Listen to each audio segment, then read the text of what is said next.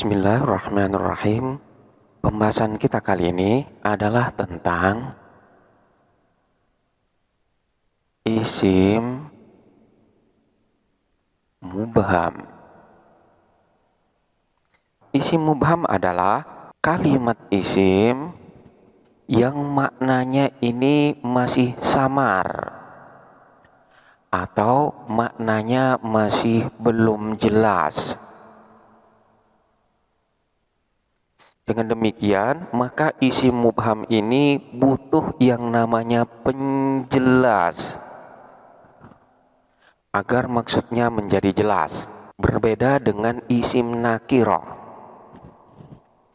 Isim nakiro ini maknanya sudah jelas. Hanya saja makna yang sudah jelas dari isim nakiro ini masih umum.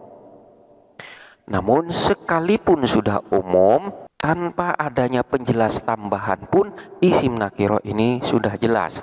Jadi berbeda dengan isim mubham, di mana makna daripada isim mubham itu masih belum jelas sekalipun maknanya sudah tertentu. Contohnya seperti lafaz hadza.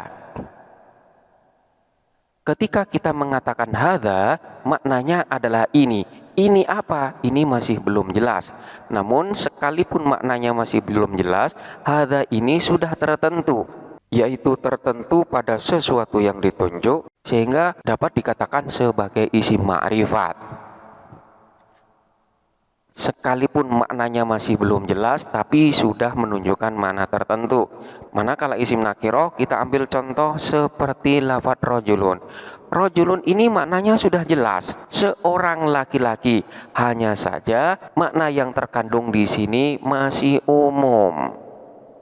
Orang laki-laki yang bagaimana? Ini masih umum. Ini bedanya antara isim mubham dan isim nakiro.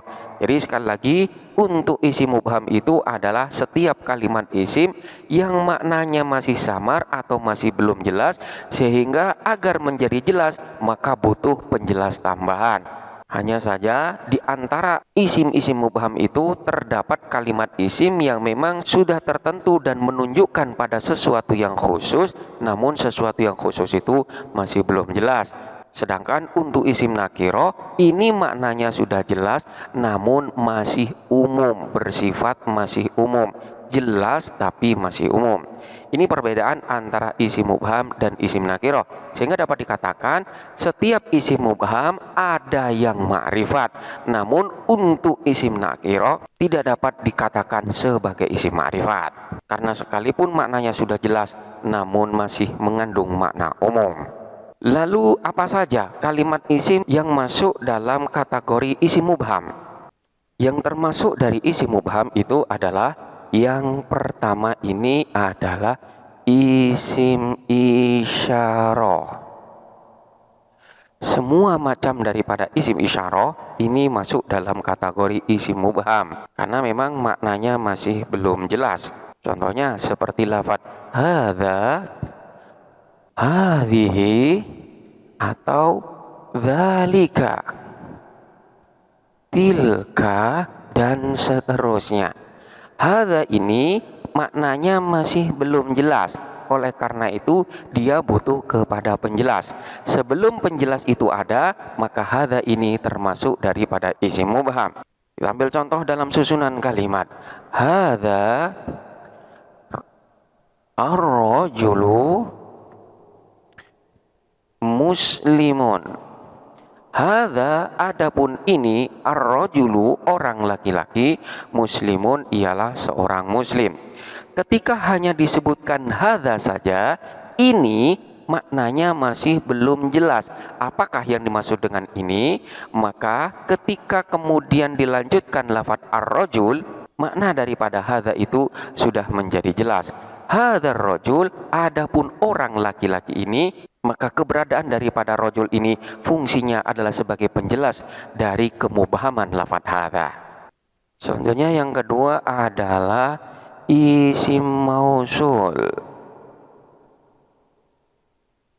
Sama dengan isim isyarah, isim mausul pun termasuk dari isim mubham.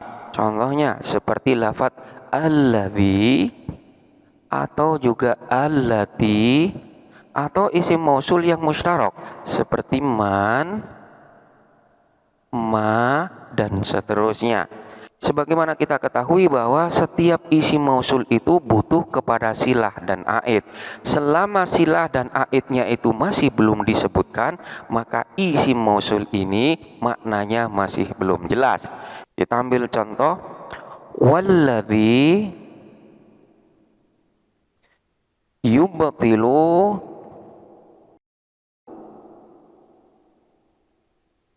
al-wudu'a, dan seterusnya. Walladzi, adapun sesuatu, yubtilu yang dapat membatalkan apa alladzi, al-wudu'a kepada wudu, dan seterusnya. Lafaz alladzi di sini adalah isim mausul, di mana dia selalu butuh silah dan aid. Yubtilu ini adalah silah, aidnya adalah domer yang tersimpan yang kembali kepada lafaz alladzi. Manakala hanya disebutkan alladzi saja tanpa keberadaan silah dan aid, maka makna daripada alladzi ini masih belum jelas, masih belum dapat dimengerti. Namun ketika disebutkan silah dan aidnya, walladzi, adapun sesuatu. Apa yang dimaksud dengan sesuatu di sini? Yubtilul wudu'a, yang dapat membatalkan kepada wudu. Maka di sana akan menjadi jelas. Jadi keberadaan silah dan aid itu sebagai penjelas dari kemubahaman isim mausul. Kemudian yang selanjutnya adalah isim istifham. Setiap kalimat isim yang mengandung makna pertanyaan, ini juga termasuk dari isim mubham. Contohnya seperti man, siapakah, atau ma, apakah, atau aina, di manakah. Begitu juga dengan lafaz kaifa, bagaimana, dan seterusnya. Semua isim istifham ini adalah termasuk isim mubham karena memang maknanya masih belum jelas. Seperti ketika kita mengatakan kaifa haluka, kaifa ialah bagaimanakah, haluka adapun keadaanmu. Manakala hanya menyebutkan lafaz kaifa saja, maknanya adalah bagaimana, maka orang tidak akan faham apa maksud dari makna kaifa tersebut. Kaifa, bagaimana? Apanya yang bagaimana? Ini masih butuh penjelas. Begitu juga ketika mengatakan aina baituka. Aina baituka, aina ialah di manakah, baituka adapun rumahmu, di manakah rumahmu. Manakala tanpa menyebutkan baituka, hanya aina saja, orang pun akan bingung dan tidak paham apa maksud daripada perkataan kita tersebut. Aina, di mana? Apakah yang dimaksud dengan di mana di sana? Maka butuh pada penjelas. Keberadaan daripada lafaz yang terletak setelahnya ini pun dapat menjadi penjelas dari apa yang dimaksudkan isim istifham tersebut. Selanjutnya adalah isim syarat. Isim syarat ini juga masuk dalam kategori isim mubham karena maknanya juga masih belum jelas. Contohnya seperti lafaz man, siapapun, kemudian ma, apapun, kemudian idma, dimanapun, dan selanjutnya kaifama, bagaimanapun, dan seterusnya. Lafaz-lafaz ini maknanya masih belum jelas sebelum adanya penjelas yang dalam hal ini berupa fi'il syarat. Manakala hanya disebutkan isim syaratnya saja, maka orang tidak akan memahami apa maksudnya. Contohnya dalam satu kalimat, seperti ketika kita mengatakan man ya'mal su'an yujza bihi. Man adapun barang siapa, ya'mal ialah melakukan siapa man, su'an kepada keburukan, yujza maka akan dibalas siapa man bihi dengan keburukan tersebut. Barang siapa yang mengerjakan suatu keburukan, maka dia pun akan dibalas dengan keburukan pula. Lafadz man ini adalah isim syarat. Manakala hanya menyebutkan man saja tanpa menyertakan lafadz yang terletak setelahnya, maka maknanya pun masih belum dapat difahami. Man siapapun, apanya yang siapapun, ini butuh penjelas. Baru kemudian ketika kita lanjutkan ya'mal su'an, barang siapa yang mengerjakan keburukan, maka orang pun akan dapat memahami maksud daripada man tersebut. Jadi man ini tidak dapat berdiri sendiri, butuh pada penjelas. Penjelasnya itu adalah fi'il syarat yang menyertainya. Kemudian yang kelima adalah alfadzul kinayah.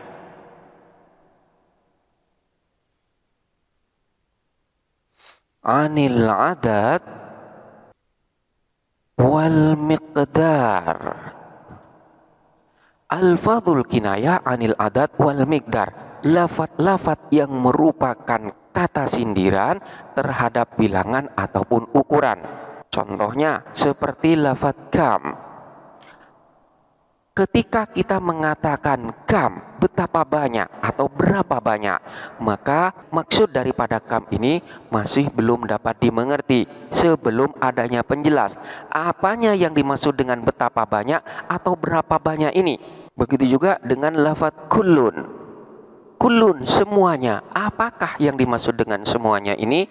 Atau ba'dun, sebagian. Sebagian apa? Ini juga masih belum jelas. Butuh kepada penjelas untuk memahami maksud daripada lafadz-lafadz tersebut.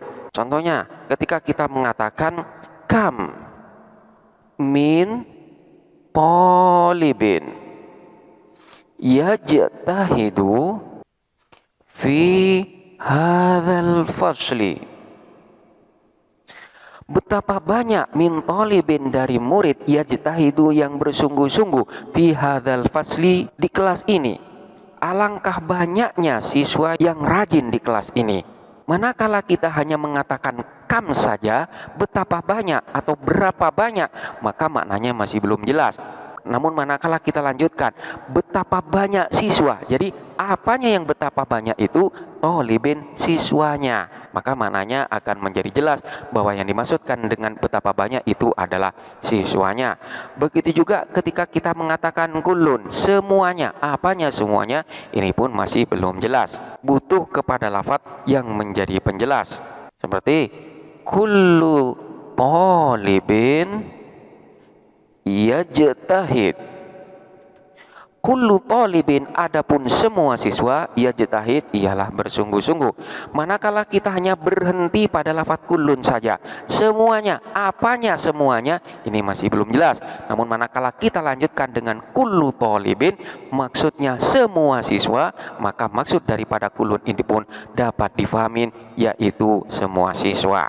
Jadi lafadz-lafadz yang terkait dengan adat atau bilangan dan juga yang terkait dengan miqdar, yaitu ukuran ataupun takaran, itu masuk di dalam kategori isim mubham. Kemudian yang ketujuh adalah isim fi'il. Sebagian ulama ada yang memasukkan isim fi'il tersebut dalam kategori isim mubham. Jadi isim fi'il dimasukkan di dalam isim mubham karena adanya unsur ketidakjelasan atau kesamaran di dalam penggunaannya. Ketidakjelasan tersebut adalah yang pertama, kalimat ini adalah kalimat isim, namun maknanya makna fi'il. Ini dinyatakan tidak jelas oleh sebagian ulama. Seperti ketika kita mengatakan soh, maknanya adalah uskut. Ini pun dinyatakan tidak jelas oleh ulama. Ini isim ataukah fi'il? Kemudian ketidakjelasan yang kedua adalah karena memang isim fi'il ini mirip dengan kalimat huruf, di mana kalimat huruf itu maknanya tidak akan dapat sempurna manakala tanpa adanya kalimat yang lainnya. Sehingga dapat dikatakan kalimat huruf itu selalu butuh kepada kalimat yang lainnya untuk memperjelas maknanya. Kemudian yang ketiga adalah isim fi'il ini selalu butuh kepada fa'il, sekalipun fa'ilnya ini tersimpan atas Tiga hal inilah sebagian ulama menyatakan bahwa isim fi'il ini masuk dalam kategori isim mubham. Jadi yang pertama statusnya, apakah ini isim atau fi'il? Tidak jelas. Kemudian yang kedua, kalimat ini mirip dengan kalimat huruf yang selalu butuh pendamping, selalu bersandar kepada kalimat yang lain. Dan kemudian yang ketiga, selalu butuh kepada fa'il. Ini adalah karakteristik daripada isim fi'il. Oleh karena ketidakjelasan status tersebutlah, sebagian ulama memasukkannya ke dalam isim mubham. Namun menurut jumhur ulama, isim fi'il ini tidak dimasukkan ke dalam isim mubham. Kemudian yang ke-8 adalah isim adat. Kalimat isim yang mengandung makna bilangan. Karena di sana butuh kepada penjelas yang berupa tamyiz. Contohnya ketika kita mengatakan ishtaraitu arba'an. Ishtara itu membeli siapa? Saya arba'an kepada 4. Saya membeli 4. Ini tidak jelas apakah yang dimaksud dengan 4 itu. Maka di sini butuh kepada tamyiz. 4 apa? Syatan, kambing. Aku membeli 4. 4 apa? Syatan, kambing. Maka keberadaan daripada lafaz syatan itu memperjelas maksud daripada 4 tersebut. Contoh yang lain seperti lafaz indi salasatun. Indi ialah milikku salasatun, adapun 3. Aku memiliki 3. 3 apa? Ini masih belum jelas. Maka di sini butuh kepada penjelas agar makna daripada salasa ini dapat difahami. Beda halnya manakala kita mengatakan indi salasatu kutubin. Indi ialah bagiku, milikku salah satu kutubin, adapun 3 buku. Maka di sini maksud daripada 3 itu menjadi jelas dengan keberadaan lafaz kutub. Jadi manakala hanya mengatakan indi salah satu, aku memiliki 3, ini masih belum jelas. 3 apa? Namun manakala kita mengatakan indi salah satu kutubin, aku memiliki 3 buku, maka maknanya sudah menjadi jelas. Jadi isim adat, setiap kalimat isim yang mengandung makna bilangan, maknanya masih belum dimengerti sebelum adanya penjelas, sehingga isim adat masuk dalam kategori isim mubham.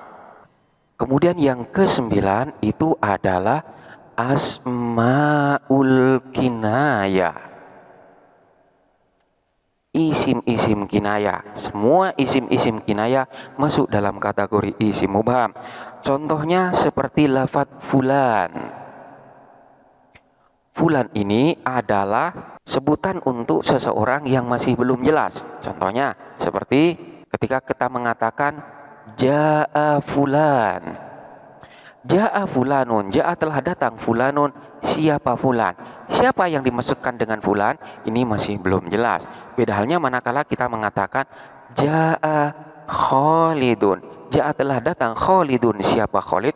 Ini sudah jelas bahwa yang datang itu adalah seseorang yang bernama Khalid. Begitu juga dengan lafaz kadza. Kadza ini termasuk isim mubham yang maknanya masih belum jelas. Seperti ketika kita mengatakan af'alu kadza. Af'alu mengerjakan siapa aku, kadza kepada demikian. Aku melakukan demikian. Demikian itu seperti apa? Masih belum jelas. Begitu juga ketika kita mengatakan hakadza. Seperti ini, seperti ketika kita mengatakan fa'altu hakadza. Fa'altu telah melakukan siapa aku, hakadza seperti ini. Aku telah melakukan seperti ini. Bagaimana bentuk daripada seperti ini juga masih belum jelas. Jadi isim kinayah masuk dalam kategori isim mubham. Terkait dengan penjelasan apakah isim kinayah itu dan apa saja yang masuk di dalam kategori isim kinayah, ini telah dijelaskan pada pembahasan sebelumnya. Silakan dipelajari kembali. Kemudian yang ke-10 adalah dhamir ghaib. Dhamir ghaib ataupun ghaibah sebelum jelas rujukannya kemana, ini ketika masih belum dijelaskan, dhamir ghaib itu masuk dalam kategori isim mubham. Jadi terkadang dhamir dianggap mubham jika muncul sebelum disebutkan isim yang dirujuknya. Contohnya seperti lafaz innahu ja'a Zaidun. Innahu sesungguhnya dia, ja'a telah datang Zaidun, siapa Zaid. Ketika kita mengatakan innahu sesungguhnya dia, apa yang dimaksud dengan dia ini juga masih belum jelas. Maka dhamir ghaib di sini dimasukkan dalam isim mubham. Namun manakala makna daripada dhamir hu ini sudah jelas, maka hu ini tidak dimasukkan di dalam isim mubham. Ini menurut sebagian ulama. Namun sebagian ulama yang lain menyatakan bahwa semua dhamir itu tidak termasuk dari isim mubham. Kemudian yang ke-11 ini adalah dzaraf zaman. Dzaraf zaman yang mubham, yang maknanya masih belum jelas. Ini juga termasuk dari isim mubham. Contohnya seperti lafaz hina. Hina ketika, apanya yang ketika? Ini masih belum jelas. Begitu juga dengan lafaz waqta. Pada waktu, apanya yang pada waktu? Ini juga masih belum jelas. Agar maknanya menjadi jelas, maka butuh kepada penjelas yang terletak setelahnya. Contohnya seperti lafaz azuruka haina kunta maridon. Azuru akan berkunjung siapa aku ka kepadamu haina ketika kunta ada siapa engkau maridon ialah sakit. Aku akan mengunjungimu ketika kamu sakit. Manakala hanya menyebutkan hina saja tanpa dilanjutkan kepada kalimat setelahnya, maka hina ini pun maknanya masih belum jelas. Namun ketika kita lanjutkan dengan kunta maridon, maka maksud daripada hina itu pun menjadi jelas. Jadi keberadaan kunta maridon setelah lafaz hina itu adalah sebagai penjelas makna daripada hina. Begitu juga dengan lafaz-lafaz yang lain. Jadi dzaraf zaman yang maknanya masih mubham ini masuk dalam kategori isim mubham. Kemudian yang ke-12 itu adalah lafaz ayyun. Lafaz ayyun ini bentuknya selalu dalam keadaan mudhaf. Sehingga ketika mudhaf ilaihnya masih belum disebutkan, maka makna daripada lafaz ayyun ini pun masih mubham. Contohnya seperti lafaz ayyu rajulin ja'a. Ayyu rajulin, adapun orang laki-laki manakah? Ja'a ialah telah datang. Orang laki-laki manakah yang telah datang? Manakala kita hanya berhenti pada lafaz ayyun saja, ini maknanya masih belum jelas. Oleh karena itu butuh penjelas yang statusnya sebagai mudhof ilaihnya, yaitu dalam susunan ini adalah lafaz rajul.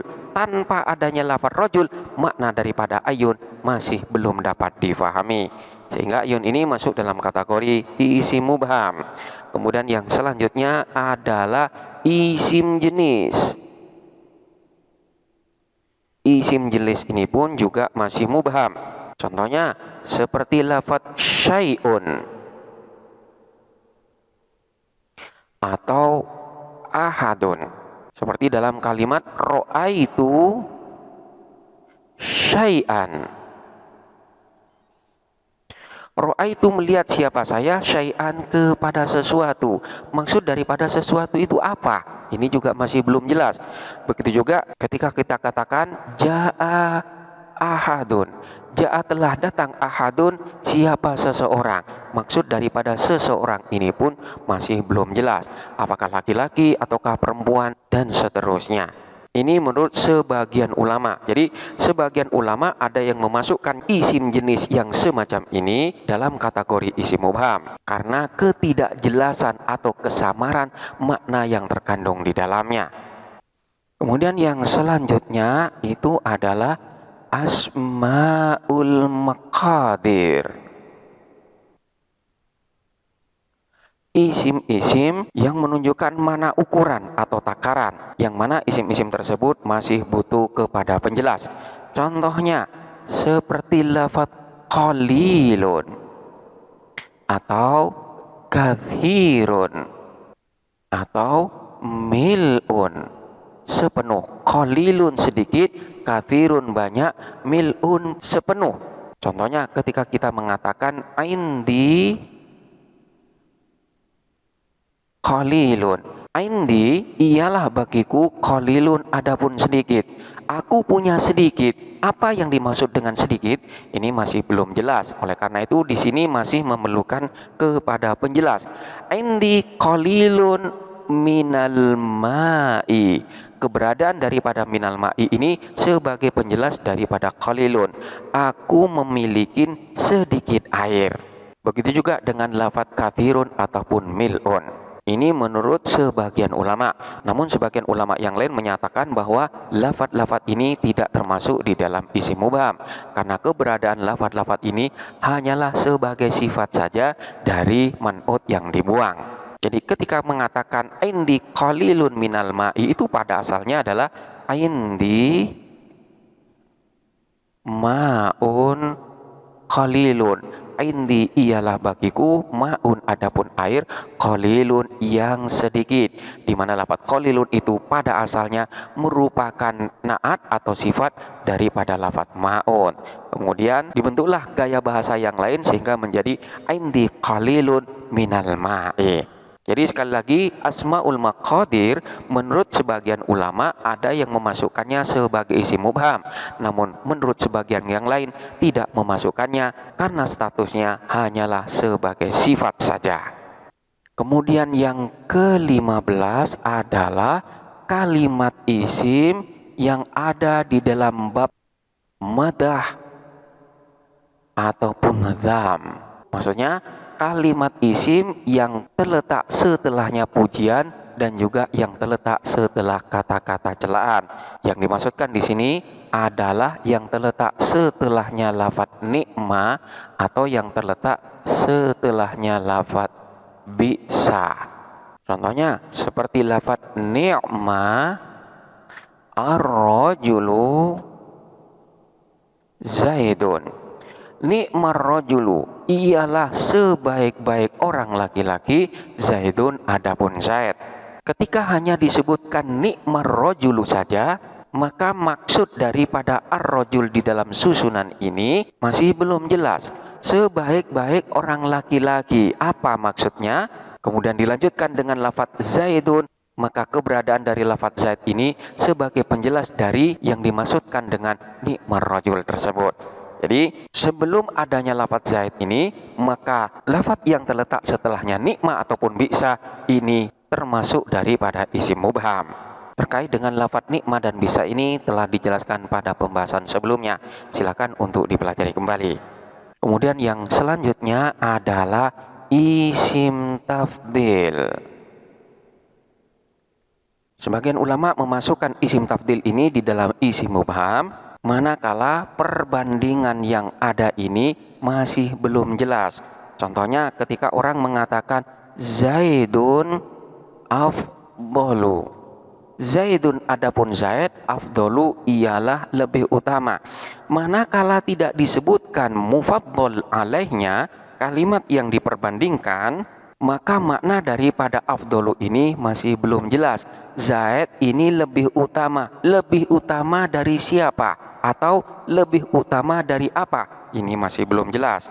Beda halnya manakala dikatakan Zaidun afdalu min Khalidin. Zaidun adapun Zaid, afdalu ialah lebih utama min Khalidin dari Khalid.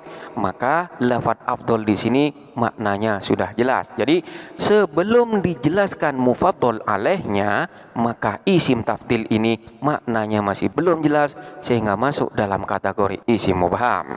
Ini menurut sebagian ulama. Namun sebagian ulama yang lain menyatakan bahwa isim tafdil tidak masuk dalam kategori isim mubham. Di antara isim mubham yang disepakatin oleh ulama itu adalah yang berupa isim isyarah. Selanjutnya isim mausul, kemudian isim istifham. Selanjutnya isim syarat, Kemudian alfadzul umum, lafat-lafat yang menunjukkan makna yang umum sehingga di sana butuh penjelas. Kemudian dhorof yang masuk dalam kategori mubham, dhorof yang memang masih belum jelas maknanya. Kemudian al-adad, yaitu hitungan atau bilangan yang selalu butuh kepada tamyiz. Dan selanjutnya adalah lafat ayun yang bentuknya selalu mudhof kepada kalimat yang lain. Ini adalah beberapa lafat yang para ulama sepakat memasukkannya ke dalam isim mubham. Selain dari yang ke-8 ini, terdapat perselisihan di antara ulama. Ada yang memasukkannya ke dalam isim mubham, namun ada pula yang menolak untuk dimasukkan ke dalam isim mubham. Demikianlah penjelasan tentang isim mubham. Selanjutnya silakan dipelajari dengan seksama dan sampai jumpa pada pembahasan berikutnya.